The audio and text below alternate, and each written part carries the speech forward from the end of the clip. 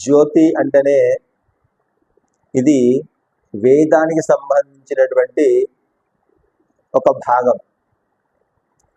వేదానికి షడంగాలు 6 అంగాలు ఉన్నాయి. అందులో జ్యోతిష్ శాస్త్రం మొట్టమొదటిది.